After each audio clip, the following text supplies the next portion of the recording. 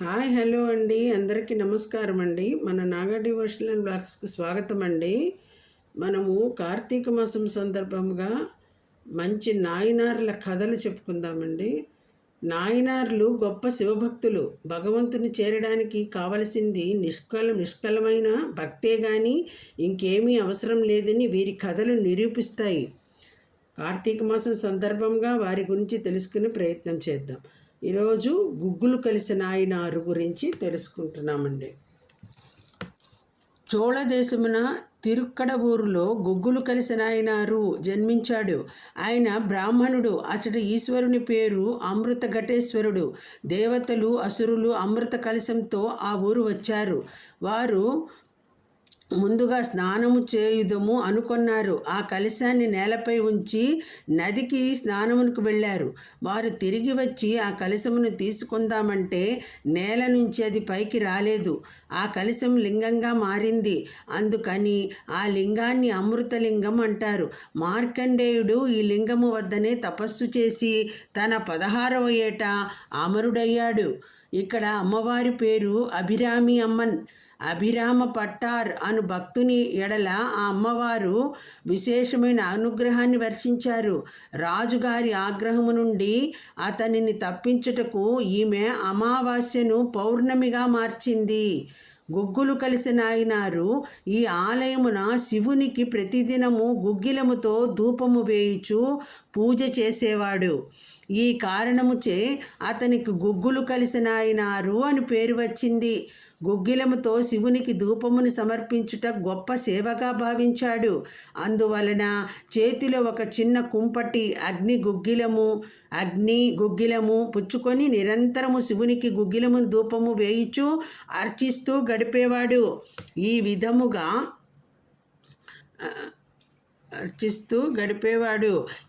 ఈ భక్తుని సేవా విశేషము అతని శివార్చన తపన పరమశివుని పరవశింపజేశాయి.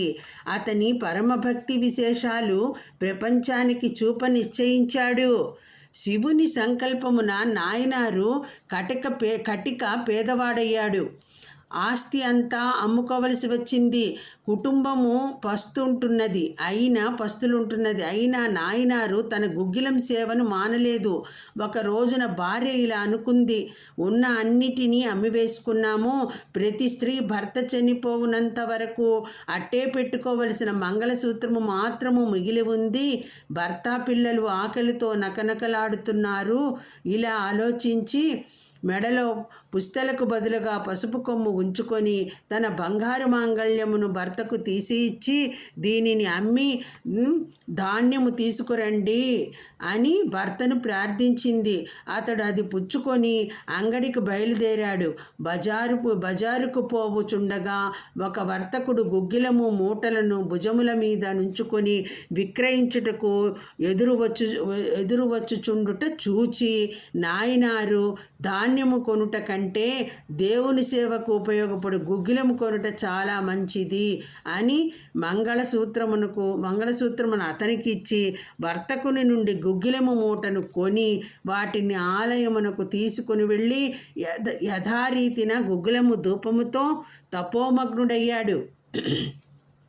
క్షుద్బాధ తట్టుకోలేక నాయనారు యొక్క పిల్లలు అలసి పడుకున్నారు. జామురాత్రి గడిచిన భర్త ఇంకా ఇంటికి తిరిగి రాలేదు.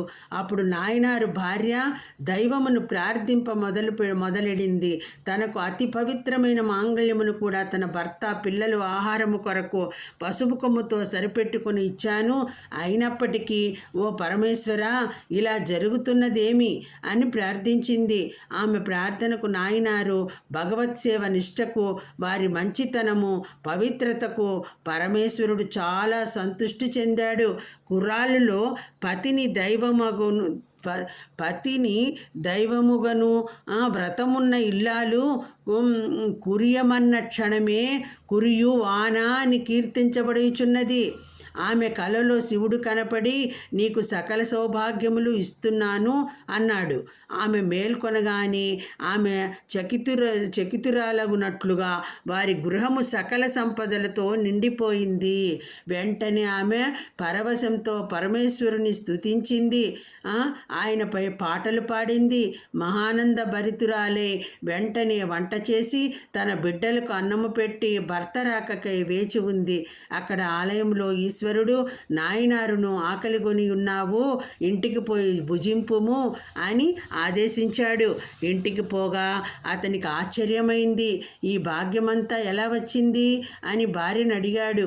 ఆమె జరిగినదంతా చెప్పింది. అంతటి శివానుగ్రహమునకు అక్కడకు చేరిన శివభక్తులతో కలిసి శివుని బహుదా కీర్తించాడు. నాయనారు ఈ సంపదను తనదిగా భావించలేకపోయాడు.